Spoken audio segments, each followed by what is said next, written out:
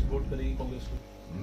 मैं बार बार कह रहा हूं कि मैं मुसलमानों की बात नहीं कर रहा हूं, और सिर्फ मुसलमान की जो बात करता है मैं ये समझता हूं कि वो मुसलमानों का दुश्मन है, और सिर्फ हिंदुओं की जो बात करता है मैं ये समझता हूं कि वो हिंदुस्तान का दुश्मन है।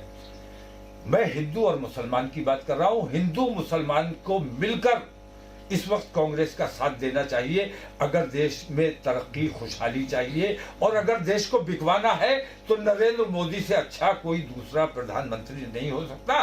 बिकवाते रहिए, पूरे देश को बिकवा दीजिए, आखिर में वो झोला लेके तो जाने वाले ही हैं।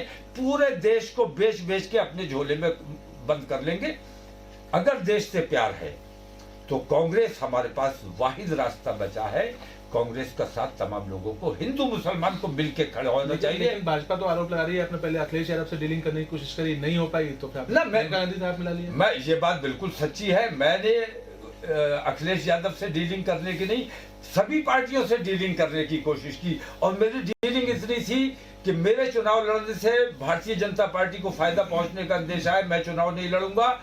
आप दंगा जांच आयोग बना दो, क्योंकि आज जो सरकार में बैठा हुआ है वो ये कह रहा है कि हमारी सरकार में एक भी दंगा नहीं हुआ, और बिल्कुल सच कह रहा है कि उसकी सरकार में एक भी दंगा नहीं हुआ, क्योंकि वही दंगा कराता था। आज सरकार में है तो वो कोशिश कर रहा है कि कहीं दंगा ना हो। तो अब कल जब इसे सत्ता से उतार दिया जाएगा तो ये दंगे दोबारा कराएगा। तो दंगे रोकने का सरकार के पास कोई ऐसा टूल होना चाहिए। मैंने कहा दंगा जांच आयोग बनाइए। अखिलेश यादव ने मुझे जवाब नहीं दिया, संजीदगी से मेरी बात को नहीं लिया। मोहतरमा प्रियंका गांधी से मेरी बात हुई, मैंने उनके सामने सिर्फ यही डीलिंग है मेरी, ये डील करने मैं अखिलेश यादव के पास भी गया था, यही डील मैंने कांग्रेस के साथ भी की है। प्रियंका गांधी ने 1 मिनट ज़ाय किए बगैर अपने चुनावी मैनिफेस्टो में मेरी इस मांग को शामिल कर लिया।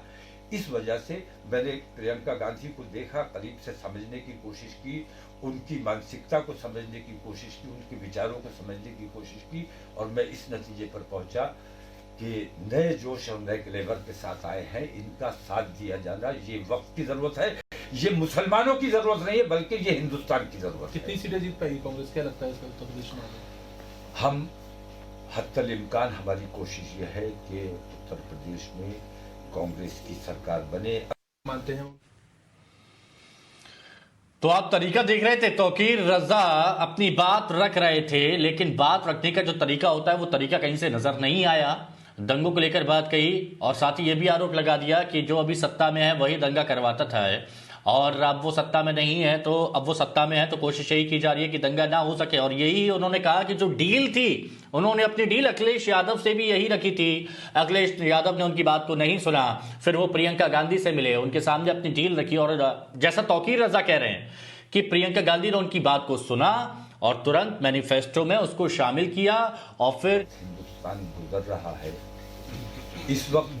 मैंने अपनी पार्टी की कुर्बानी दी है, अपनी पार्टी से बढ़ के मेरा देश सबसे पहले मेरा देश है, उसके बाद मेरी पार्टी है, मेरे लोग हैं।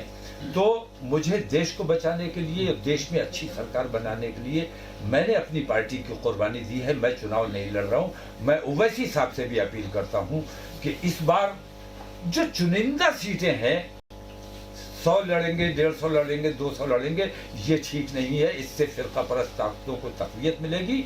मैंने कुर्बानी दी है, और अगर आप वाकई अपने देश से प्यार करते हैं, मुसलमानों के हमदर्द हैं, तो आपको भी कुर्बानी देकर इसी रास्ते पर आना चाहिए। अंतिम सवाल, विपक्ष लगातार कह रहा है कि मौलाना भड़काऊ भाषण देते हैं, इनकी जगह जेल में होनी चाहिए, आप क्या कहेंगे? विपक्ष को न्याय की बात, अच्छाई की बात भड़काऊ लगती है।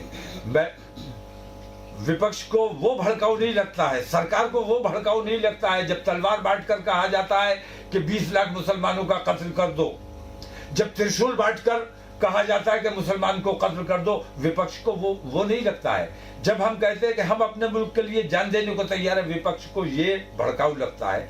तो विपक्ष का भड़काऊ क्या है, पहले उसको आप लोग समझने की कोशिश करो। मुझे समझाओगे तो मैं उसके बारे में जवाब दे पाऊंगा। ठीक है, तो ये थे मौलाना तौकीर रजा साहब, जो कह रहे हैं कि वो लगातार कांग्रेस पार्टी को इसलिए समर्थन कर रहे हैं क्योंकि भारतीय जनता पार्टी जो है वो हिंदुओं की ही सबसे बड़ी दुश्मन है, और सभी जो सेकुलर ताकतें हैं उनको एक होकर भारतीय जनता पार्टी के विपक्ष में वोट करना चाहिए और निश्चित रूप से कांग्रेस पार्टी जो है उत्तर प्रदेश में सरकार बनाने जा रही है।